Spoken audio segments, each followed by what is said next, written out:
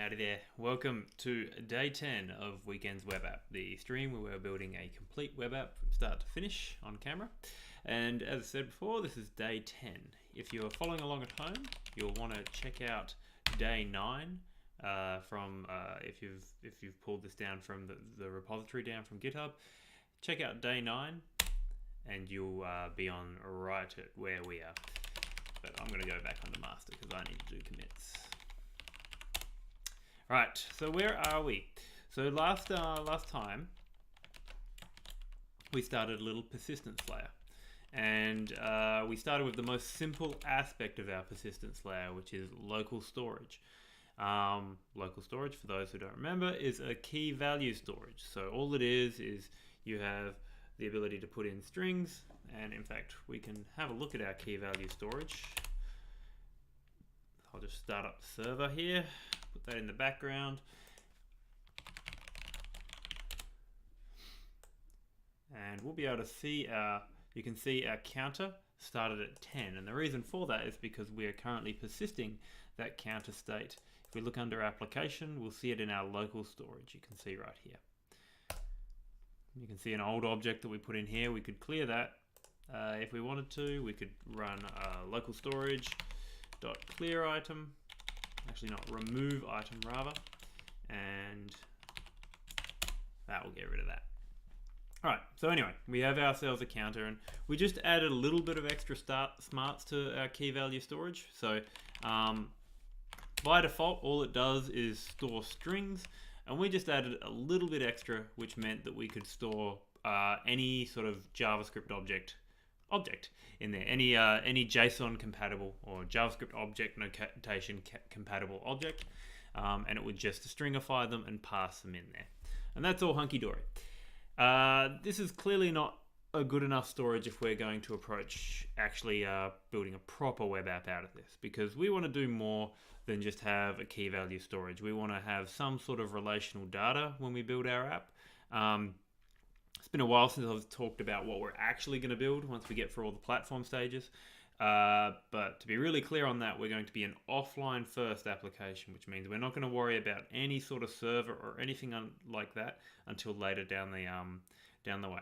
This is actually kind of timely because the creator of PouchDB made a whole post saying that we're still, like, even though we've got all of this technology, we've had it for almost half a decade now.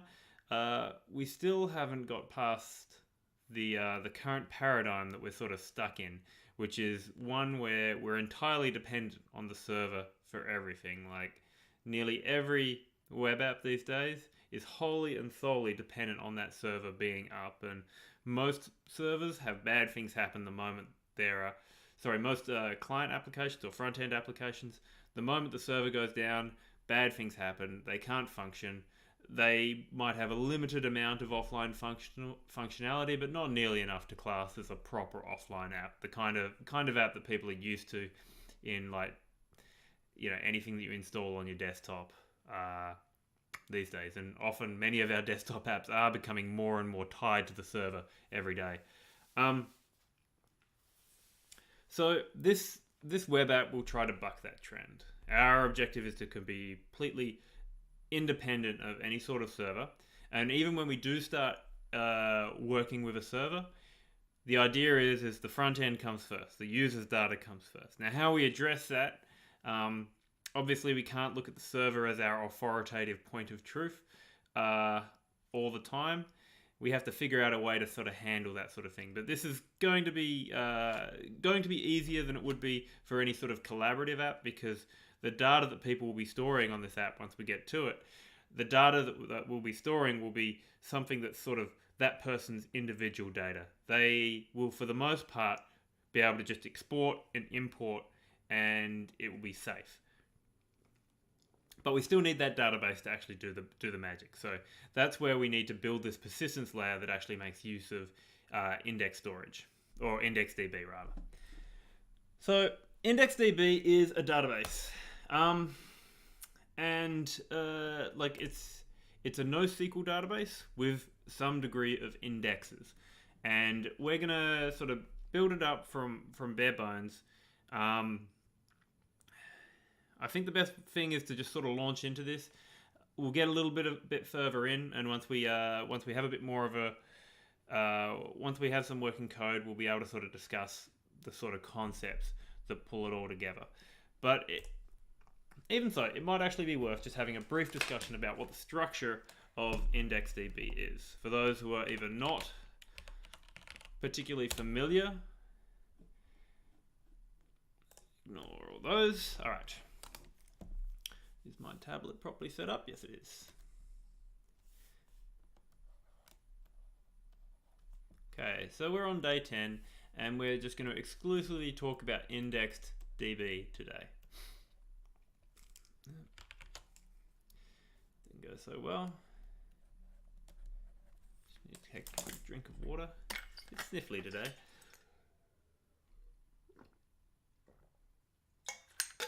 All right.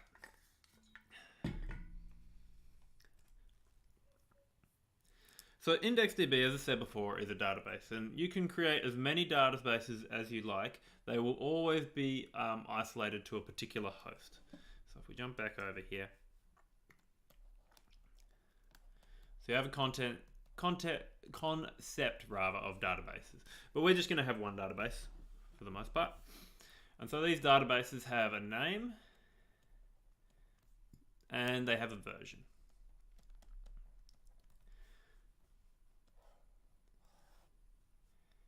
Okay, now inside the database, you then have object stores.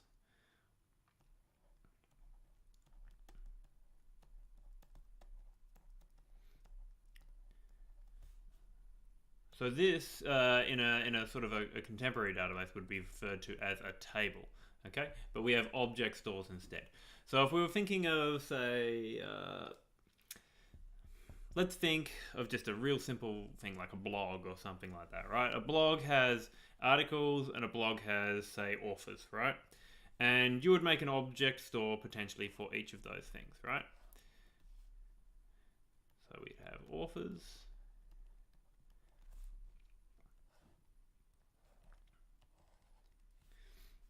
And we would have articles.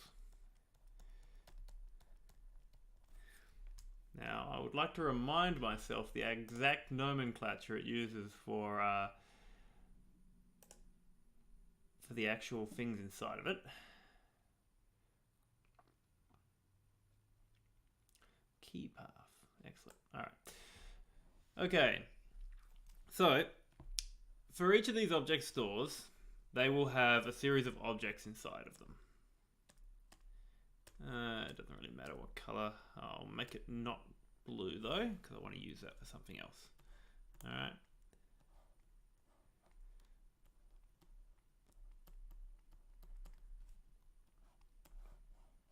Okay, so these objects, you can have as many as you like. That's the idea of a database. And an object would be what would be considered a row in a database system, in a standard SQL or structured query language database. And each object inside IndexedDB, each object is literally an object. So just like we were sort of simulating JavaScript object notation in our key value store, well, these are actual objects, and so they have objects with keys in them, various keys and values attached to them. Now, some of those keys can be indexed, and so if we have a brief look just over here, let me see if they've got a concepts. This will probably talk about too much stuff.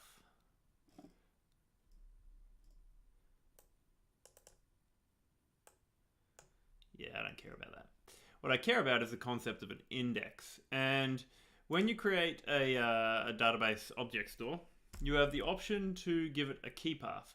So the key path of the object store is, and I wonder where it says it, because I just want to find it in the documentation here in MDN, just to make it really clear what I'm where I'm sort of getting my information from.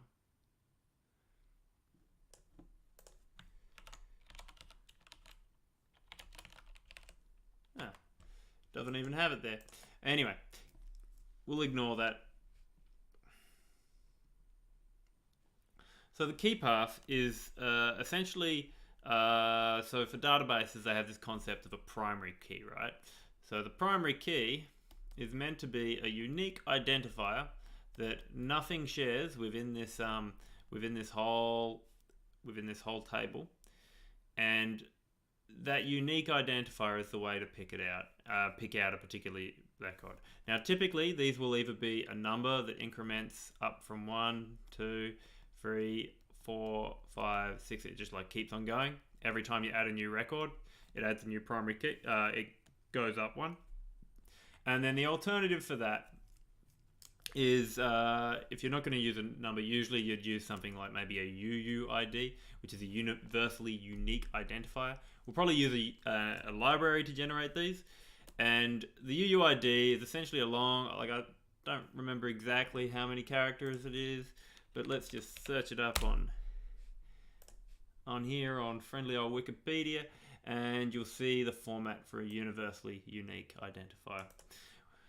And at least for now, we can obviously revisit this if we have some issues with collisions or anything like that. But what we'll be planning on doing is having a universally unique identifier, which gives us plenty of character space, should avoid any collisions. The benefit of a UUID is it doesn't require things to happen in sequence. Because this is an asynchronous library, we can't really depend on, waiting on certain things to happen. So UUIDs are pretty handy for that.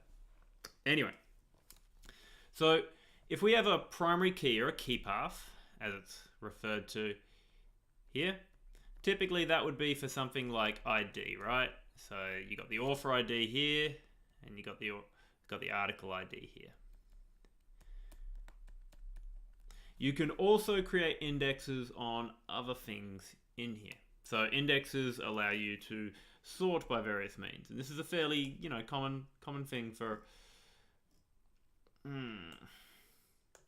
Here we go. So we've got a method for creating an index.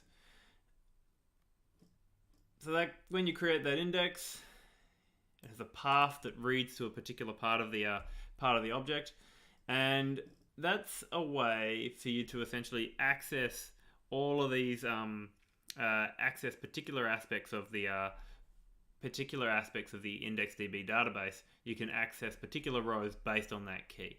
So you might want to do it by date, or you might want to do it by a particular other identifier or something like that. Like, for instance, if articles had something like in each of them they had an author ID, it would be one of those things that it would make sense to make an index on, because then you would be able to do stuff like go, all right, I want all the articles with author ID that equals, it doesn't matter, like author.id. So it equals author.id because we've got the author at some point or something like that. So yeah, you want to put indexes on various fields. By having those indexes, IndexedDB will be prepared to search over it and do whatever it needs to do. Now, with regards to those indexes, you don't have to do indexes for everything, and they're kind of limited. So once you get into the realm of actually trying to do queries, like you want to do greater than or less than, you end up sort of abandoning the concept of indexes to probably do some sort of iteration where you end up just sort of looking over every single item and then essentially doing a compare manually.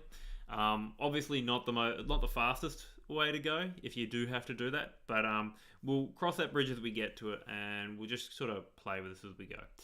I think the interesting thing to know about this is, like, yeah, there are a lot of libraries out there. I don't think they're all particularly great. Neither of the ones I've written. They take their time to get, and certainly IndexedDB is hard to work with, but I think it's going to be important that we do this right if we're going to be offline focused. So, and it also serves as a good learning exercise. So essentially we're going to try and build out some sort of structure like this, and initially, like, to see where we get to.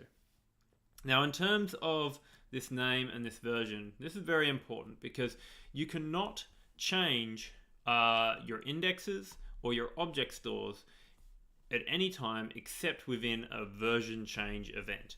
And what that means is when a version does not equal the current version,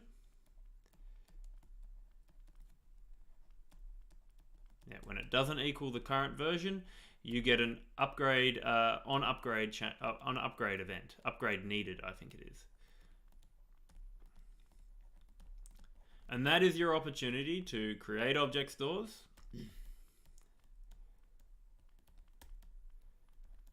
Object stores, create indexes, all that good stuff. All of that can only happen during that upgrade needed window.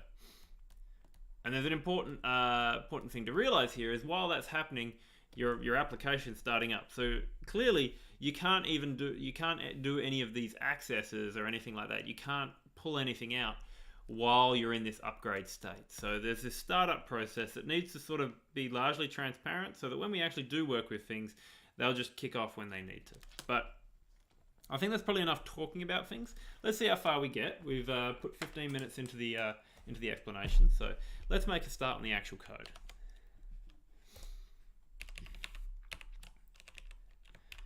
And I can probably say with a relative amount of confidence that we are going to need a full folder inside persistence for this.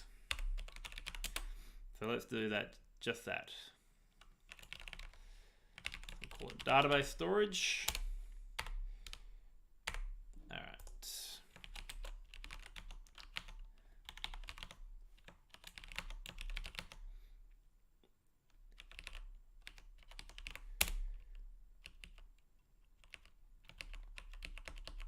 There we go.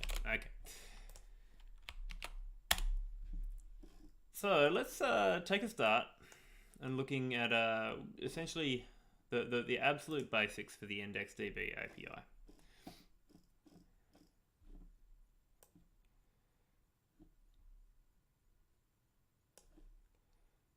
Let's see. Yeah, we'll just using IndexedDB as a sort of a general guide for us to work from, and we'll ignore that for the moment. So IndexedDB, and you've got this open request, and then things happen inside of it, like whether it's successful or whether it's on error. So how about we start with that sort of base concept right there. And we want to really focus on there being some level of usage code. So this will be largely throwaway, this usage code, but we're going to use it to guide what we really want to be doing with this code, so that we don't end up sort of going down a rabbit hole. We won't try to implement make it fit into our application or anything like that just yet. What we're really going to do is just make sure that while we're writing this code, we're also actually attempting to use it. So what we would like is probably just some sort of function that lets us pull down the database to start off with.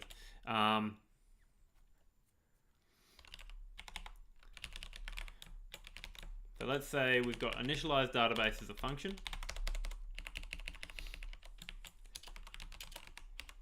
And we'll grab that from platform persistence.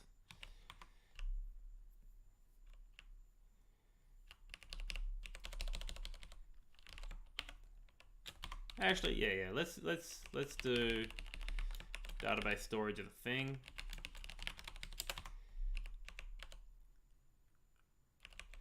Cool. Doesn't have an exported member, so export.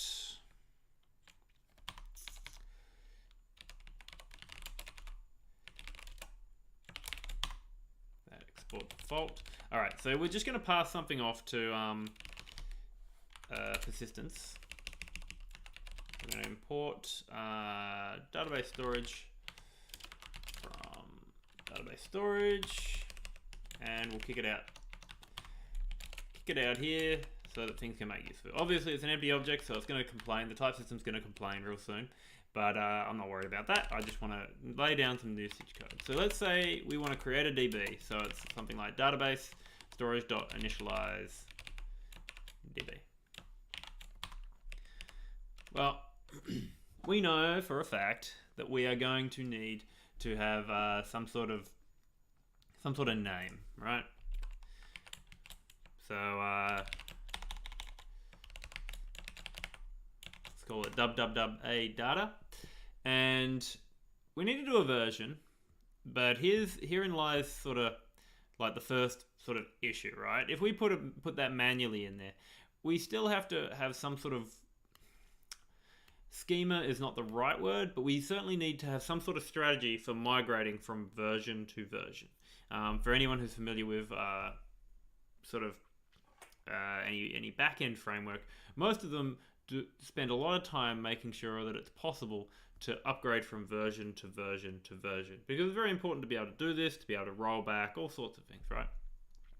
Well, we need probably to have some concept of versions that we can work through with this, and the only way we're going to do this is if we can have some way to figure out, essentially let the library figure out what the right version is, and that will mean that there will probably be some sort of schema, some sort of collection of migrations or something like that. But how about we don't worry about that just for now, and we'll just feed it a version number. Let's just do that just for now, just so that we're not freaking out about all of these different things that we're going to have to think about, because we're going to have to build this thing little by little. Okay. So if we got a function and it's IndexedDB. And I have no idea what we're going to return with that, but we're certainly going to have a database name. Just shorten that to name because we know we're talking about that. And we'll have a version, and that's going to be a number. So if we look at our docs, so the database request is going to be our window.indexedDB. I'm going to get tired of doing that, so I'm just going to change that to be IDB like this.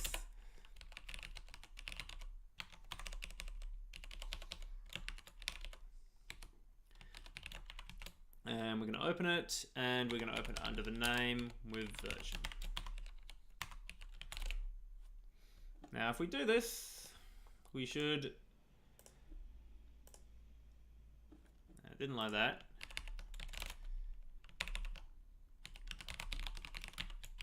I haven't actually put the function in there, which is why it's complaining. Let's fix up our mistake there.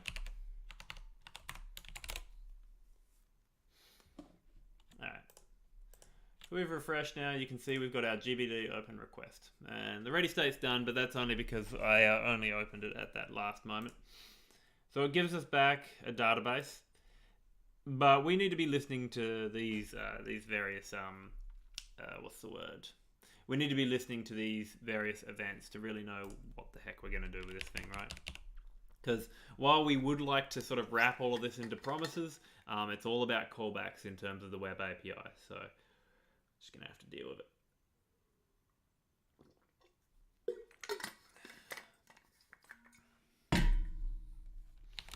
Alrighty, so a request on error.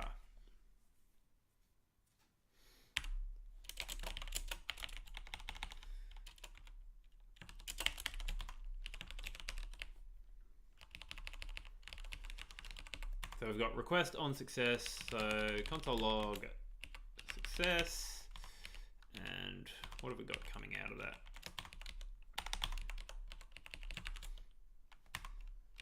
Let me look at that, what that type signature was, just one more time. So yeah, it's this with EV event. Yep.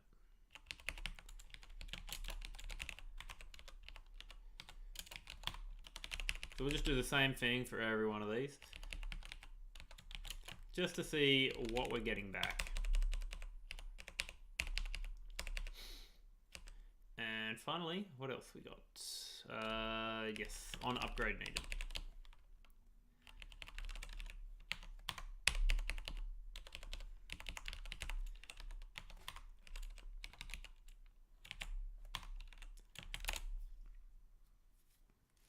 All right, so if we just do that, then we should see, okay, so we had a straight up success for that one there, standard event. Now, if we were to say change the version number, we'll see on upgrade needed, and then we'll see a success event after it. Okay, so we get both of them. So we have this window while we're inside the on upgrade needed event to sort of set things up as we need to. And then we get a success event almost immediately after, because there was no actual changes happening. Now notice, and this is an important consideration, is that if I was to say change that to 1, I will get on upgrade needed. Oh, I thought I would. Maybe not.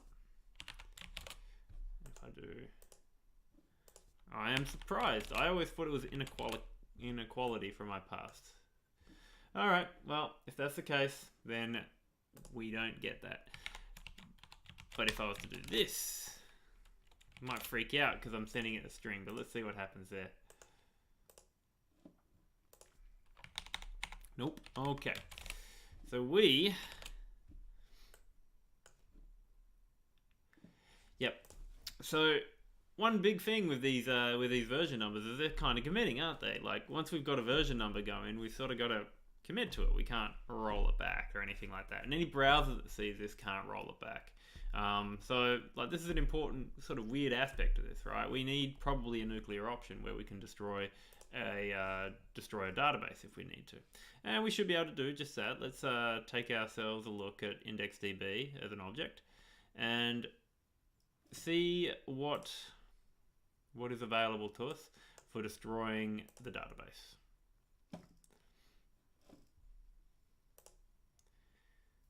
I would have thought I would have had the IndexedDB API readily available.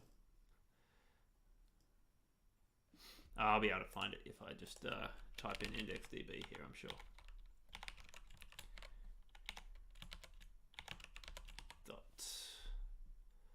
Delete database. All right. I wonder how much we need for that. Can we do a data? And that'll be enough.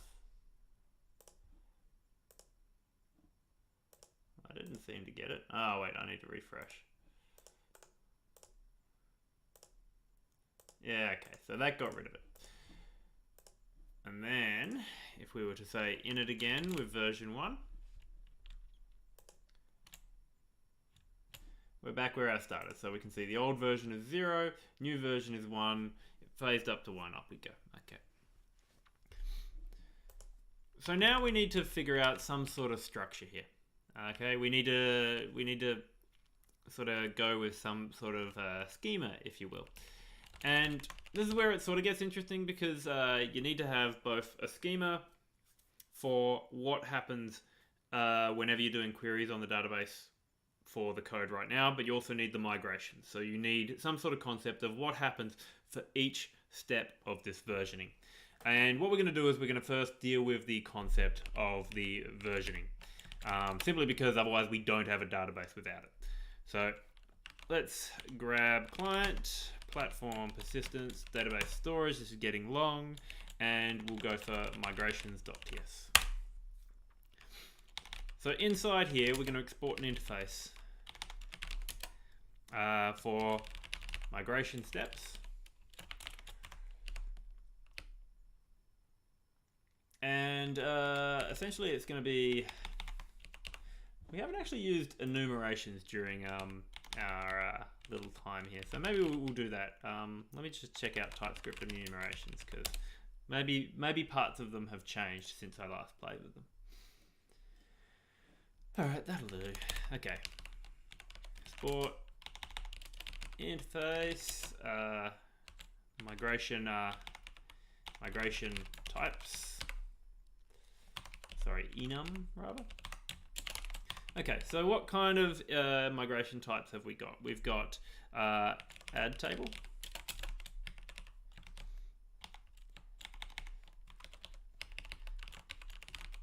I keep on thinking back of the time where I made a interface for WebSQL. So I sort of kept all the nomenclature of a what's the right word to say this? I kept all the terminology of a proper database. Whereas when we don't need to do that, so instead we can just use the terminology of stores and indexes. So we have removing a store,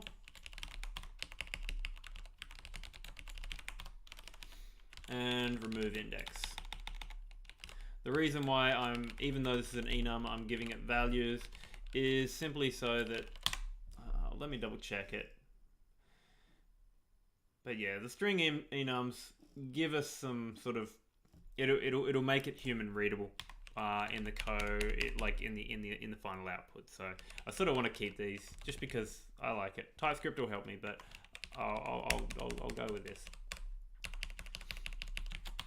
And enum migration type, right? Okay, so a migration step will have a type. And what else will it have? Well, it's probably going to have a name.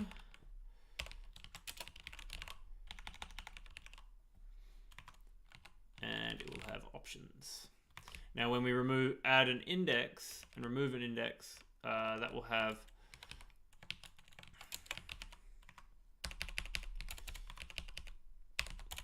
when we add an index or remove an index, it's also going to have its own structure. So we might interface migration options.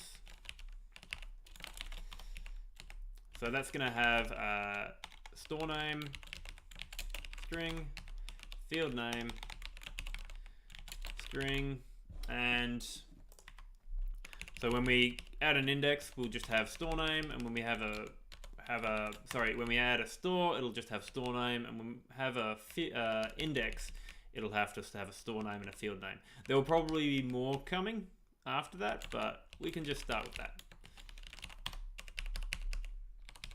Okay. So we'll actually call this a migration action.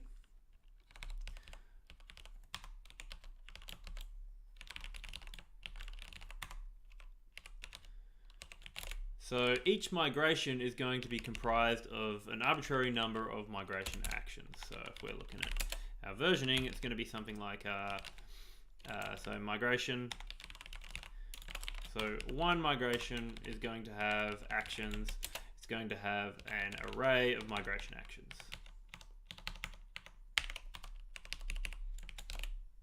All right. So if that's our data structure, we need something. Well, we don't necessarily need something to create this. We can just manually do it. But then after that, we need to sort of provide this in our structure. So when we send it into IndexedDB, we probably need to send it these migrations, this set of migrations. So I am going to bring in this schema. So we're going to bring in our migration type enum.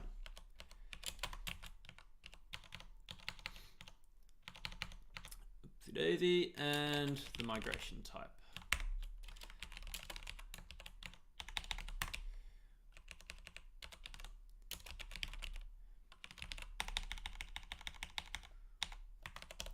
We'll expand this out, and we're going to get rid of the version number, and instead we're just going to feed it migrations, and in fact use that as our way to figure out the version number, right? So if we have an array of migrations come in, then the length of the migrations, that is what is going to be our version number for our database. And we'll provide migration type here, so that we can use the constant elsewhere. And other than that, that should be enough for us to do something. So we want to pass in a migrations object.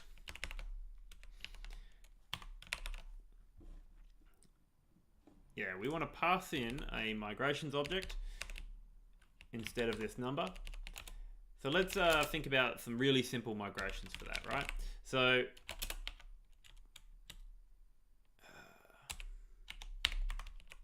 yeah, this first version here has actions.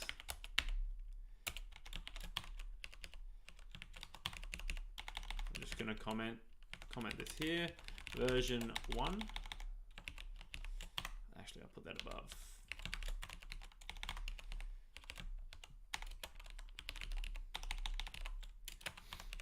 Okay, So to start off with, version 1 will have a type of, what does it not like? Oh, yeah. Okay, so version 1, if we move this over, okay, so we're going to use a type of add store.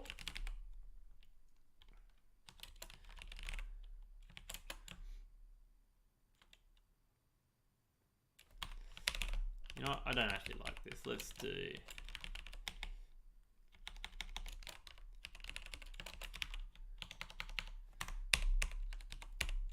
Let's do that instead. All right. So now we can just put in store name, and we'll make one authors.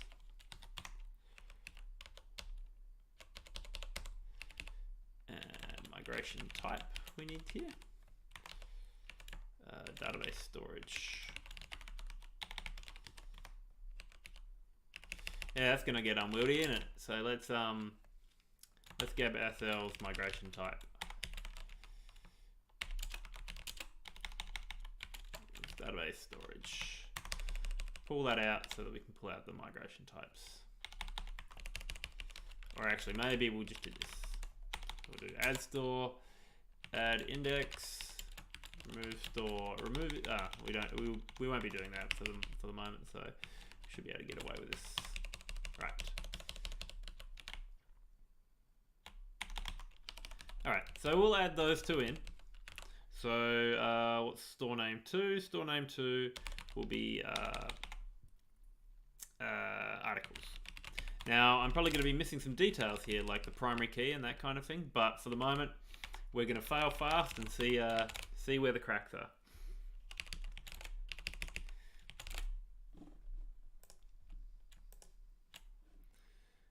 Okie dokie. So nothing happened. We know nothing happened. We probably have a version number though.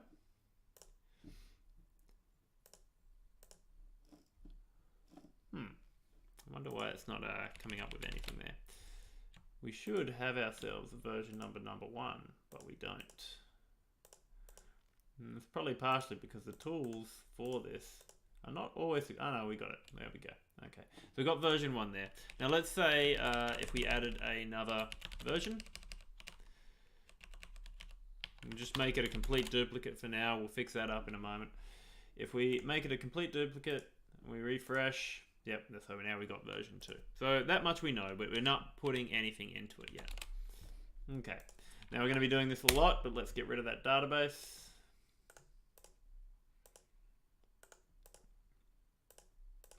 If I reload, it should be gone.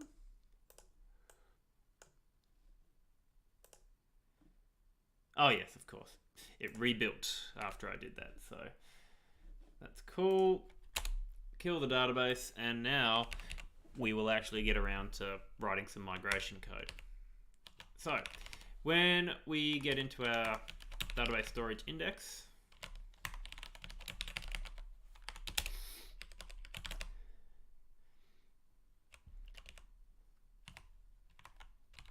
so here on upgrade needed, we need to grab some of the critical information that allows us to run this upgrade. So if I do a refresh here, you'll see this on upgraded needed, and the event has a new version and an old version, okay? So we should be able to use that to essentially cut a slice and say, all right, we need to work from this to here to get our particular migrations applicable. So const old version equals ev.old version.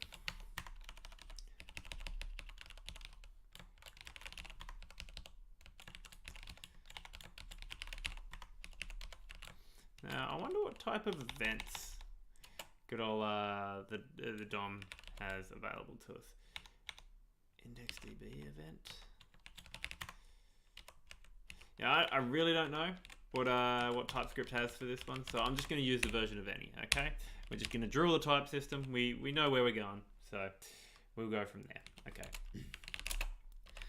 So we got migrations to apply. And this we'll be doing this with the ever useful slice operator, slice method rather. So the slice method, I don't think I've actually used it yet in this stream. So the slice method essentially allows take a portion of the array, and it comes back as a new array. When you slice, it always starts, it uses the zero indexing rule. So if we were to do a slice, if I was to just play with this down here, we've got 1, 2, 3, 4. If I slice against that with 0, it's going to get all of them. If I slice from 1, it's going to get it's going to start from that index of 1, so it's going to get the second item because of that 0 indexing. And if I slice from 2, so on. So this makes this old version, new version. If we're using integers for this, then it makes it quite straightforward, because essentially we can just slice on the old version. If the old version is 0, then it will grab all of the migrations. If the old version was 1, it'll grab all of the migrations except for the very first one, and so on and so forth. So that should work out pretty all right for us. And then we need to apply our migrations. So if we jump back to our API, because I don't want to make too many mistakes when I'm doing this stuff. When you're working with someone else's code, it sort of pays to have one eye open and all the documentation. Okay, so yeah, on upgrade needed, you'll get the database with event.target.result.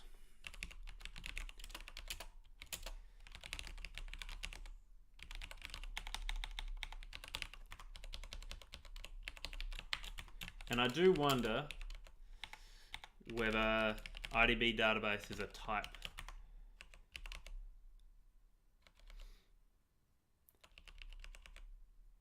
Result does not exist on event.target. All right, hang on. What about that? You're right with that? db dot. All right, cool. So you can see here we actually got our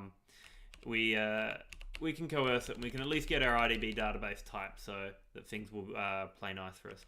So we need to apply our migrations, and how about we just do the naivest thing we can and have some sort of apply migrations function. So the way that will get used is essentially we'll go apply migrations, and it will be run on a database and migrations to apply.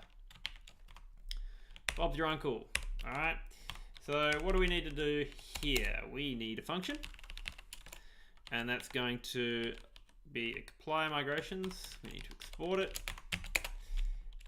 In my rush, I keep on making mistakes while I'm typing. Good-o. All right, so we need a database, and that's going to be of type IDB database. And we need migrations, or an array of migrations, and that will look like that. Now, with this, we need to know when this is all done. So likely there will be some sort of promise eventually. I'm not going to dive into promises just yet, because we need to figure out where all the layers of this sort of work together, and whether we can just put one overarching promise on top of all of it. So yeah, we will get back to that point. But for the moment, let's just do something real basic. Let's apply these migrations. So we're going to take our migrations, and for each of them, got M. We don't need to give it the type because it knows that these are going to have certain things in it. So for each migration, we're going to have me m.actions, and we're going to run a for each on them. It's going to be migration action. So we have MA, and it has a type, and then a field name and a store name. We're going to need to do more than that soon, but we will get to that point. Right. So m.actions, sorry, hang on. ma.type, we're just going to run a switch on it.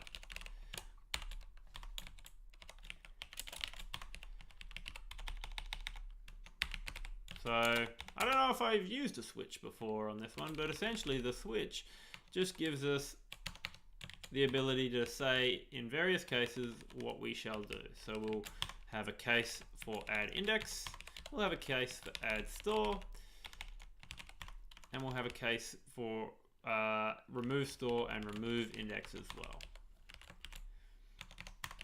Now, an important thing to note with this is that these fall through. So technically, this would match for all of these. And this is an important thing to note, because say if I was to do this code here, it would match on remove index and then fall through and also do remove store as well. So it's important to always break at the end if you want to make absolutely sure that things don't break through to, say, a default case at the end. But what you can also do is you can just do a return, and that will return out of the whole switch statement as well. All right. So anyway, let's get to business. If we have ourselves an object store, we should be able to just create object store using that name. So we could do db.create object store, and we will use ma.storename. And this will be creating an object store with no key path, which means we essentially have to always iterate over things or be very manual about picking the right thing. It doesn't have a sort of a primary key concept or anything like that. And I'm just going to do a break for everything else just for now. All right, so let's empty out the database first, delete database, and we're going to do a refresh. And if we take a look, we should see that we were successful. We have authors and we have articles. You can see that there. And as another line of inquiry, so let's do a refresh and you'll see that there was no update change there. Let's now see if it migrates for us if we say put in a new version, new levels of the schema, right? So let's say we have version 2. And we want to add categories and maybe just generic pages concept. This is all very CMS-y or content management system style.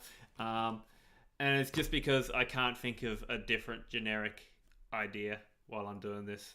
We will be less generic once we actually get to the building the real app. All right, so with version 2 in place, we should see an on upgrade needed.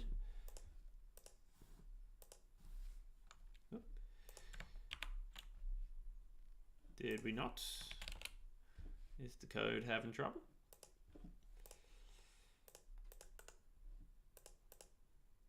Oh yeah, I just had to hit refresh on it. There we go. The tools are not the greatest, so sometimes it can be kind of deceptive what's actually happening. Anyway, so now we have authors, articles, categories, and pages. All very well and good, but we do not have indexes. We do not have the things that we need to make this really sing. So let's talk a little bit about that now.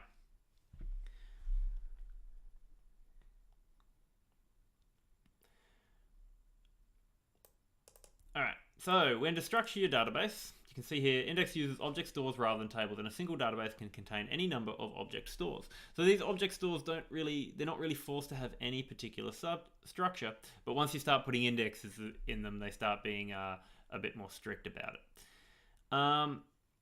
Now, if we have a key path as no, you can see this object can hold any kind of value, even primitive values like numbers and strings. So you can literally just put in JavaScript object notation compatible stuff. But yeah, you must supply a separate key argument whenever you want to add a new value. So not the greatest. If it doesn't have a key generator, then what it means is that every time if you provide a key path, then you always have to, the objects always have to have something that is the same as that key path. So if you had a key path of ID, then every single object that you provide has to have something that has the ID key in it. And then once you start to get in the realm of key generator, that's where it provides you a key. Now, honestly, I haven't done that too much just because of the asynchronous nature of it. I've usually just used UUIDs. So we'll probably still do that. But we'll see how it goes, and we'll play a bit with the API to see what can work for us.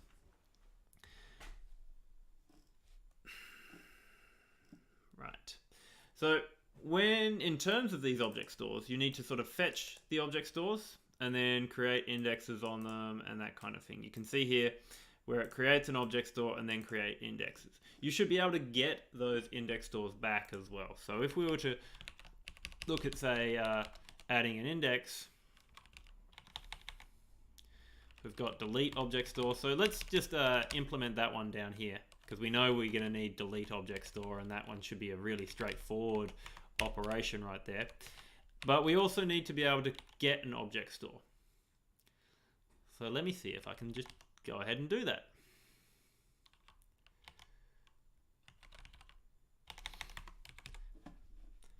And again, I need to look back at the API to actually see the right way to go about this. Because if TypeScript isn't helping me, then I'll just have to find it. IDB database, there we go.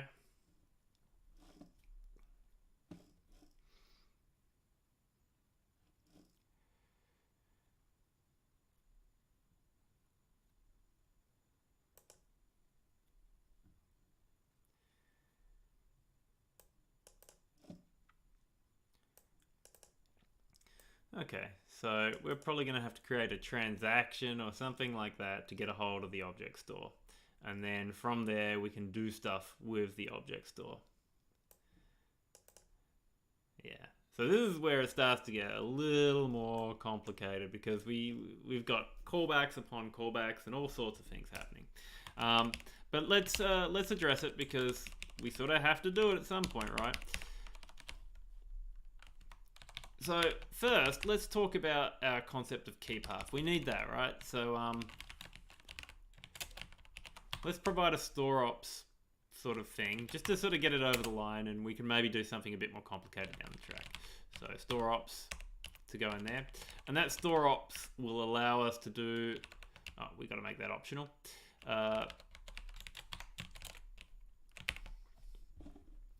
So with this store ops, or short for store options, we want to provide the ability to just create a key path or something like that. So go store ops, and then we'll create a key path, and we'll make it just really, you know, something dull as dishwater. We'll just go for ID, right?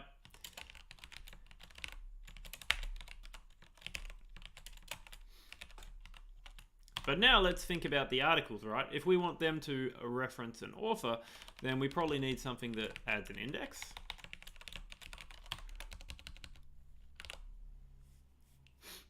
Pardon me. All right, so we need something that adds an index, and that's probably going to be on articles, and then we'll have a field name, and that'll probably be, what will it be? It will be author ID. And we shouldn't need store ops with this one. We might need index ops, but we'll get to that.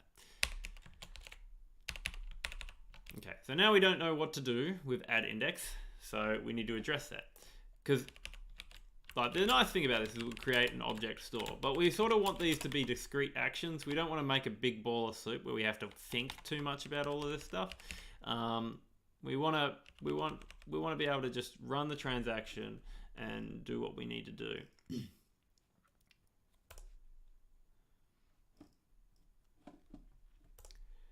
And this is where, as I said, it starts to get a bit trickier because now we got to start doing promises and all that sort of thing. But I mean, luckily, promises aren't that hard. Not really, anyway. So anyway, let's track on through here, and we'll go for a transaction which operates on ma.storename.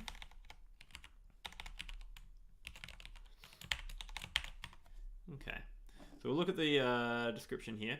You've got this ability to sort of set different modes like read write and to change data. So read only, read write.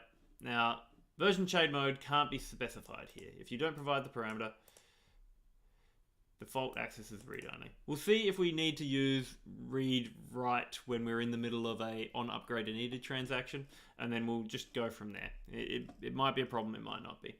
As I said, it's been a while. Anyway, so once you've done this transaction, you need to actually have something that's going to wait for that transaction transaction information. Transaction.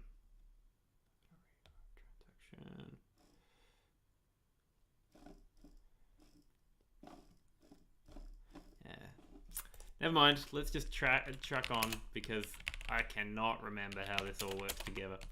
Alright, transact. It is not the best of APIs, I will just say that. So let's grab ourselves the store name. the object store rather. You'll notice the redundancy here where I have to actually grab the object store yet again. So I grab the store name. And then this store, I should be able to create index. Yes. And just because I'm going to be able to get this work by the end of the session, it's 5 minutes left, so we're going to be closing up. But just because I'm going to be able to get this work doesn't mean it's going to be anywhere near complete, because we're going to need to address the whole, all right, all of these migrations need to happen, and you're not allowed to let any sort of requests of the database happen while this upgrade process is taking place. So yeah, just to be clear, we're just sort of exploring the API more than anything right now. And once we get to a bit further on, that's when we'll actually start to harden things up. We are definitely back in our exploratory phase here, just to be clear. All right. So once we've created that store, then we create index. Now I'm just going to go refer to the documentation for creating an index, just to make sure I don't miss anything really obvious. So index name and key path.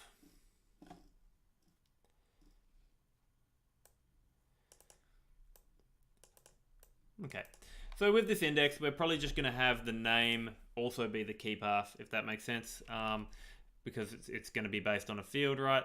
So we're going to get ourselves an index, and it's going to be a store.createIndex, and it's going to be ma.fieldName, and the key path is also going to be ma.fieldName. And we also have the ability to put in parameters, object parameters. Unique. Okay, so these are sort of your standard database constraints. So you can see here, if unique, the index will not allow duplicates for a single key value. And I mean, that can be useful in some cases, if you can. This currently Firefox only one, we'll probably ignore that one. And multi-entry, if the index will add an entry in the index for each array element when the key path resolves to an array. Okay, so the multi-entry one is an interesting one too, because it means that we could potentially provide, say we had an object and we had categories, something like that.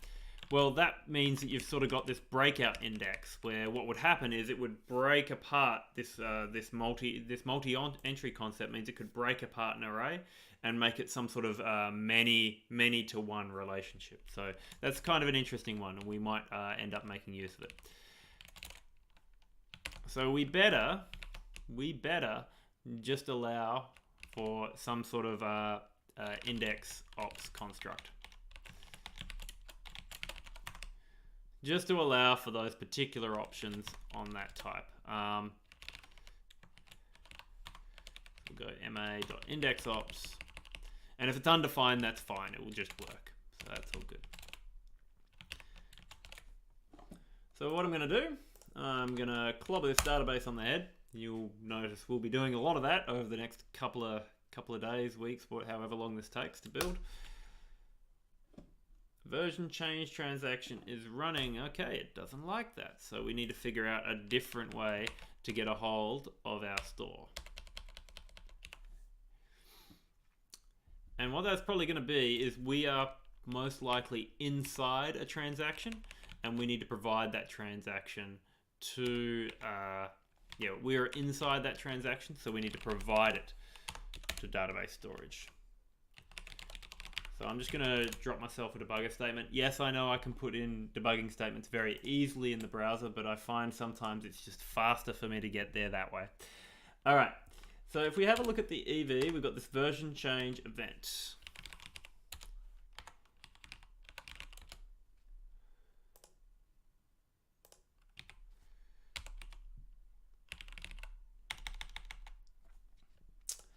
And I guess the question is are we in a transaction that gives us the ability to get object stores?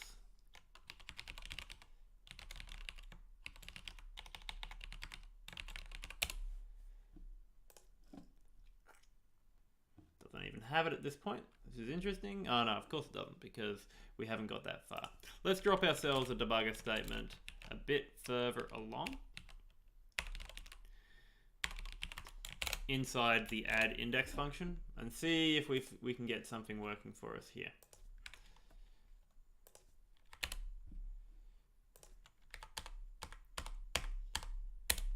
All right. So at this point, we have database. And we should have two object stores here available, or object store names. And I need a way to get at the... Okay, that's for creating a transactions. Do we have any for the version change event? And I might just have a look at the documentation for this one.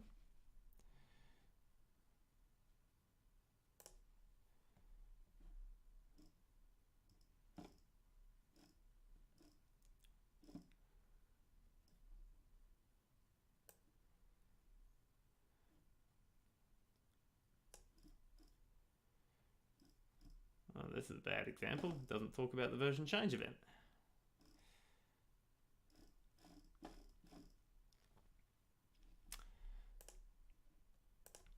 My apologies.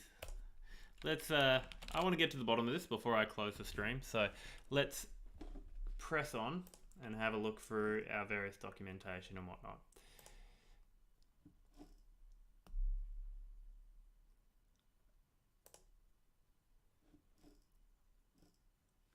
So transactions, version change mode can't be specified here.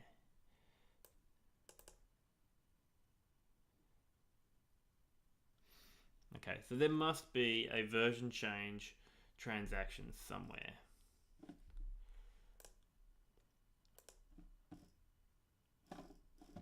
And I'm having trouble remembering where that particular somewhere is.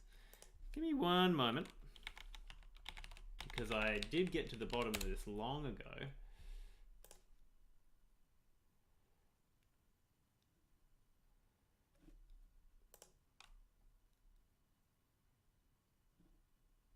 Yeah, I'm just going to jump into my code. May as well show it because it's open source. I wrote a database layer, and how long ago was it? So many years ago now. And we had some sort of concept of migrations here.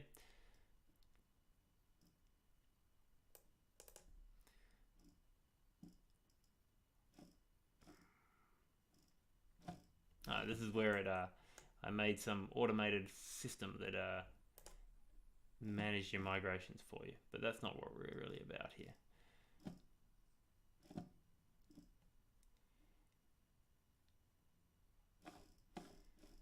Let's have a look. Where have we gone?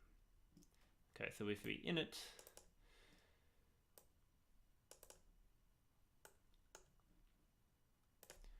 okay, we've both got IndexedDB and WebSQL, which is why we need to deal with both of these things.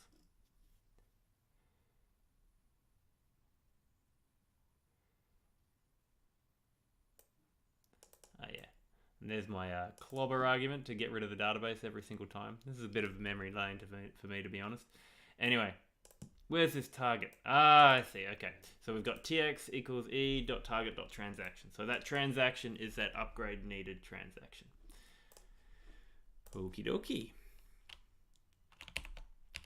So we're going to need that in order to be able to apply migration. So we may as well provide it. So if we go const transaction equals ev.target.transaction. Is that what I did? Yes, I did. Cool. So yeah, ev.target.transaction, and that's going to be IDB transaction.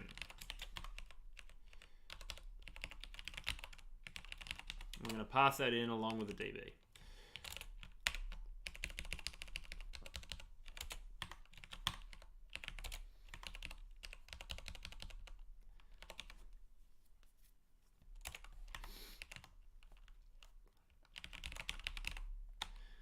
And a common shortening of this one is TX, so we're going to make use of that.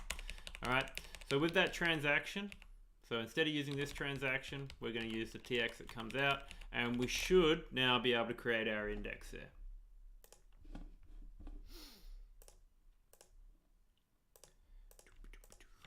All right, clobber that database. We're probably going to end up doing something like I did in that other library there.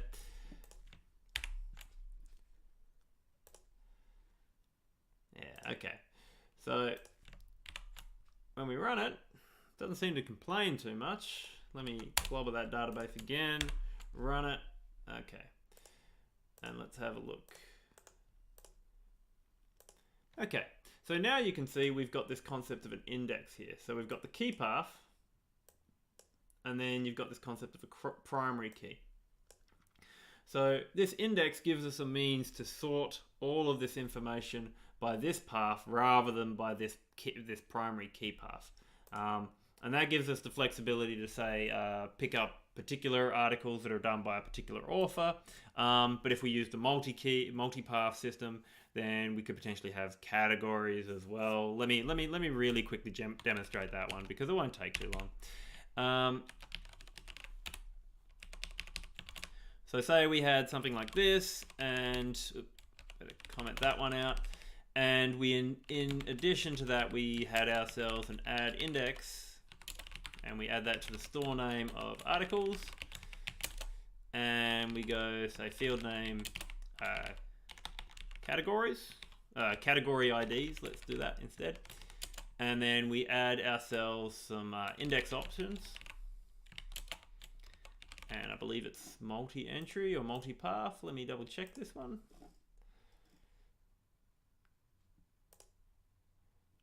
Yeah, silly me. Oh, object store is the one I want. Create index. Multi-entry. Right. So let's do that one.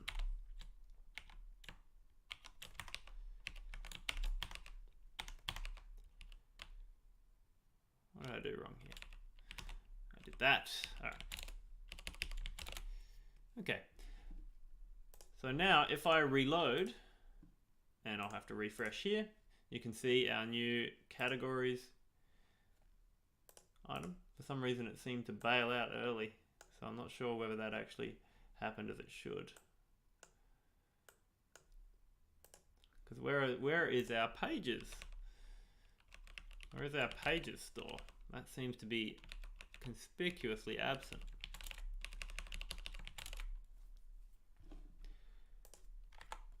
Let's delete the database, reload, see what we end up in its place.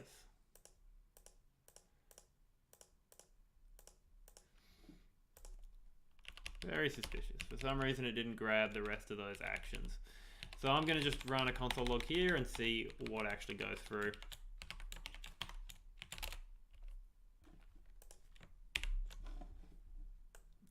Okay, let's clobber the database on the head, reload. Okay, so we can see here our add stores, we've got our add index, and then we've got categories, pages, add index here. Okay.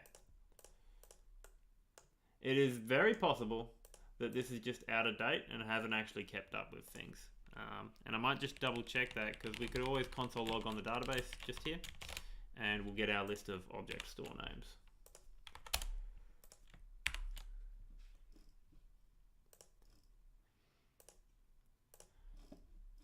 Yeah, so I might just have to close the tools, open them up again, and I reckon we'll be back in action. Here we go. Yeah. So yeah, sometimes the developer tools crash on this one as well, which is not a lot of fun. Sometimes you're absolutely sure that the code is written properly, but the tools don't keep up. So it's probably another thing that's keeping in the way of us doing this properly. Anyway, so you can see here we've got this category IDs key path, and it's a multi-entry style key path so that we could do arrays and that kind of thing. And then we've got the author ID there. So that would allow us to potentially select authors, select on authors and that kind of thing. Well, that gives us a basic migration functionality. So I mean, technically we could put some things in this database down the track, and we might as well do that. Do that next time we're in. We'll actually start to add items to our schema. Note that I'm doing that because I want us to confront the idea of promises and sort of getting started, getting everything started early, because we need to make sure that like the moment we write DB, we could potentially do something like add item, and it's called like add authors. This is not really what I want as a syntax, but let's just say we had this as an idea, right? I had a random ID here, and that author had a name.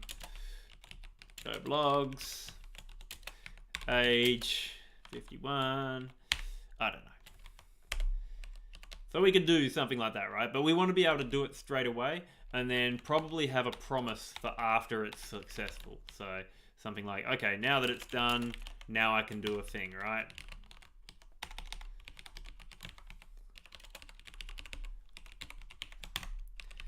But we want to be able to do that almost straight away so that we don't have to sit around waiting for it. And this InitializeDB function will be in charge of scheduling some sort of API, that kind of thing. It won't let us do it. It'll just tell us to wait, and then the promise will come back at the appropriate time. But anyway, that is pretty much it for tonight. So if there are any questions, please plop them down in the chat or anything like that while I finish off this commit.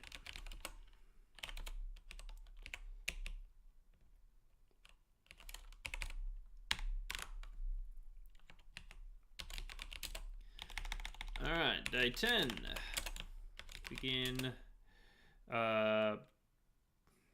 setting up IndexedDB, migrations, initialization and migration, initialization and migrations. All right, that's pretty much it. Very good.